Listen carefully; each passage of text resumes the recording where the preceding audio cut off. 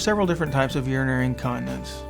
If you have urinary incontinence when you cough, laugh, or sneeze, this is often referred to as stress urinary incontinence. There are many causes of incontinence, and sometimes it can be difficult to determine which or how many different types of incontinence a patient has. Sometimes it's required that we do formal bladder testing to help us determine which type of urinary incontinence you have. If you do have stress urinary incontinence, sometimes this can be alleviated with behavioral methods, certain types of exercises, but sometimes it is required to do a surgical procedure like a sling procedure. Only you and your doctor, following testing, can decide what is best for you. My name is Dr. Grisham, and this has been a Medical Minute.